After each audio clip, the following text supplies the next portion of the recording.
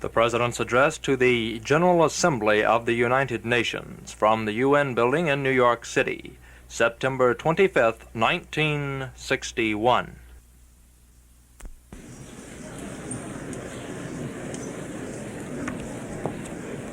Mr. President, honored delegates, ladies and gentlemen, the problem is the life of this organization.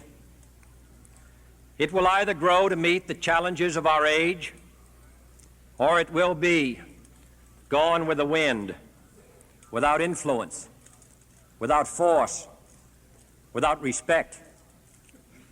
Were we to let it die, to enfeeble its vigor, to cripple its powers, we would condemn our future. And war appeals no longer as a rational alternative. Unconditional war can no longer lead to unconditional victory.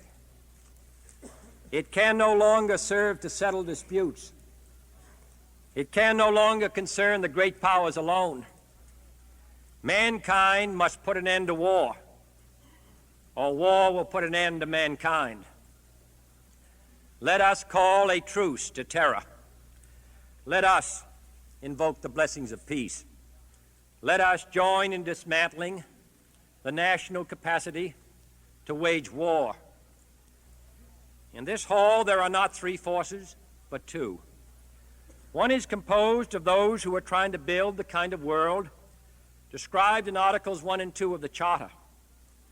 The other, seeking a very different world, would undermine this organization in the process. Today of all days, our dedication to the Charter must be maintained. It must be strengthened. The United Nations obligation to act, it is still there in the Charter. The Secretary General, in a very real sense, is the servant of this assembly. Diminish his authority, and you diminish the authority of the only body where all nations, regardless of power, are equal and sovereign. Until all the powerful adjust, the weak will be secure only in the strength of the General Assembly. Effective and independent executive action is not the same question as balanced representation. Today, every inhabitant of this planet must contemplate the day when this planet may no longer be habitable. Every man, woman, and child lives under a nuclear sword of Damocles, hanging by the slenderest of threads, capable of being cut at any moment by accident or miscalculation or by madness. The weapons of war must be abolished before they abolish us.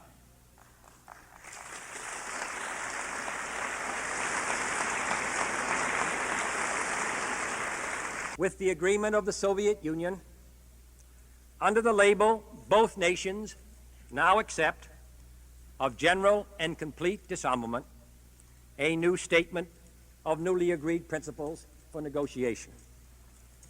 But we are well aware that all issues of principle are not settled, and that principles alone are not enough. It is therefore our intention to challenge the Soviet Union not to an arms race, but to a peace race. In short, general and complete disarmament must no longer be a slogan used to resist first steps. It is now a realistic plan and a test of those only willing to talk and a test of those willing to act. Such a plan would not bring a world free from conflict and greed, but it would bring a world free from the terrors of mass destruction.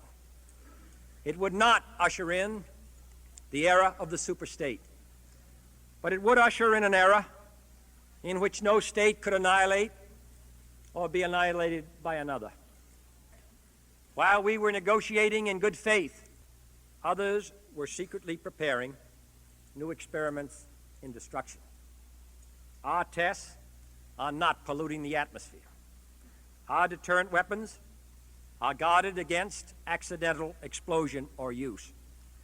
Our doctors and scientists stand ready to help any nation measure and meet the hazards to health which inevitably result from the tests in the atmosphere. But to halt the spread of these terrible weapons, to halt the contamination of the air, to halt the spiraling nuclear arms race, we remain ready to seek new avenues of agreement. Signing the Test Ban Treaty, this can be done now. Test ban negotiations need not and should not await general disarmament.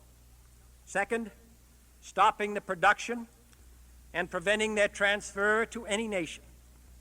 Therefore, the United States recommends that all member nations earmark special peacekeeping units in their armed forces to be on call of the United Nations, to be specially trained and quickly available, and with advanced provision for financial and logistic support. In addition, the American delegation will suggest a series of steps to improve the United Nations machinery for the peaceful settlement of disputes, for on-the-spot fact-finding, mediation, and adjudication, for extending the rule of international law. For peace is not solely a matter of military or technical problems. It is primarily a problem of politics and people. All of us salute the brave cosmonauts of the Soviet Union.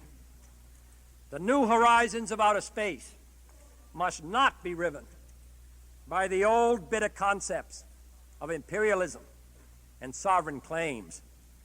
The cold reaches of the universe must not become the new arena of an even colder war. To this end, we shall urge proposals extending the United Nations Charter to the limits of man's exploration in the universe, reserving outer space for peaceful use, prohibiting weapons of mass destruction in space or on celestial bodies, and opening the mysteries and benefits of space to every nation. We shall propose further cooperative efforts between all the nations in weather prediction and eventually in weather control.